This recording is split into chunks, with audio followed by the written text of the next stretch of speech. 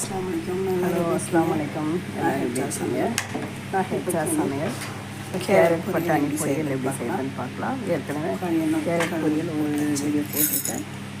இது வந்து தெரியும், நிறைய பேருக்கு தெரியாதவங்களுக்கு இந்த வீடியோ புதுசாக சமையல் பழகிறத இப்படி வச்சுக்கலாம். எண்ணெய் ஊற்றி கடுகு கடலைப்பருப்பு கொஞ்சம் ஒரு ஸ்பூன் வெள்ளப்பருப்பு வெங்காயம் பச்சை மிளகா 2 வெங்காயம் பச்சை மிளகா கட் பண்ணி வச்சுக்கலாம். அதையும் போட்டுக்கலாம். வெங்காயம் பச்சை மிளகா நல்லா வதங்கணும். நல்லா குழச்சி கொண்டோம். தக்காளி எல்லாம் ஒரு 5 நிமிஷம் எண்ணெய்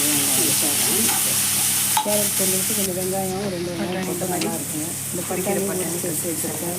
பட்டாணி வச்சு போட்டுருக்கேன் பாக்ஸில். அதனால் இது மட்டும் வாங்கி வச்சு பாக்ஸில் போட்டு ஃப்ரிட்ஜில் வச்சுருக்கேன். எதுக்காக தேவையான எல்லாம் தேவைக்கலாம். கேரட் ட்ரெஸ் போடுவோம். பட்டாணி ஒரு கைப்பிடி அளவு பட்டாணி போட்டு எண்ணெயில் வெங்காயத்தோடு சேர்த்து நல்லா வதக்கி வைக்கணும். கேரட்டை எடுத்து வச்சுருக்கேன். தோல் கட் பண்ணி வைக்கணும். வெங்காயம் வதங்கினோன்னா பட்டாணி போட்டு ஒரு 5 நிமிஷம் எண்ணெய் வதக்கி வச்சுக்கலாம்.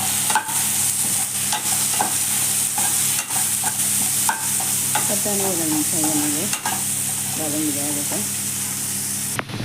அதுக்கப்புறம் கட் பண்ணி வச்சுக்கிற கேரட்டும் போட்டுக்கலாம். கொஞ்சம் கேரட்டும் போட்டு எண்ணெயில் காய்கறி எதுவாக இருந்தாலும் எண்ணெயில் ஒரு 5 நிமிஷம் வதக்கும் போது அது ஃப்ளேவரும் நல்லாயிருக்கும். வாசனையும் நல்லா சீக்கிரமாகவும் வெந்துடும்.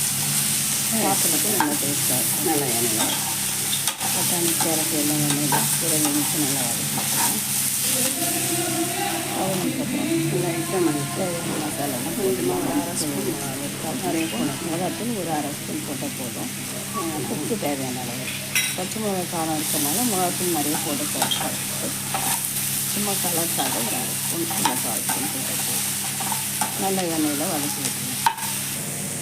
ஒரு 5 நிமிஷம் எண்ணெயில் வதக்கிட்டு கொஞ்சமாக ஒரு சின்ன கொஞ்சமாக தண்ணி ஊற்றிக்கணும். கேரட் சீக்கிரம் வந்துடும். அதனால் கொஞ்சமாக தண்ணி ஊற்றினா போதும். ஒரு 1/2 டம்ளர் 1 பக்கம் ஊற்றிட்டு மூடி போட்டு க்ளோஸ் பண்ணிடலாம். ஒரு 5 நிமிஷம் 10 நிமிஷத்துக்கு தான் வெந்துடும். இது வெந்துடுச்சுங்க. பார்ப்போம். பார்த்துட்டு நல்லா கழுவி அடுப்பு ஆஃப் பண்ணிடலாம். இந்த கேரட் பொரியல் நல்லா இருக்குங்க. சாம்பார் ரசம் எங்கள் வீட்டில் இன்றைக்கி சாம்பார் முட்டை ஆம்லெட் கேரட் பட்டாணி பொரியல் அருமையான கேரட் நல்லா இருக்கும். எல்லோரும் விரும்பி சாப்பிடுவாங்க. செஞ்சு பற்றி எதுக்குன்னு சொல்லுங்கள். மறக்காமல் நம்ம சேனலை சப்ஸ்கிரைப் பண்ணுங்கள். தேங்க்யூ. சப்ஸ்கிரைப் பண்ணுங்கள். தேங்க்யூ.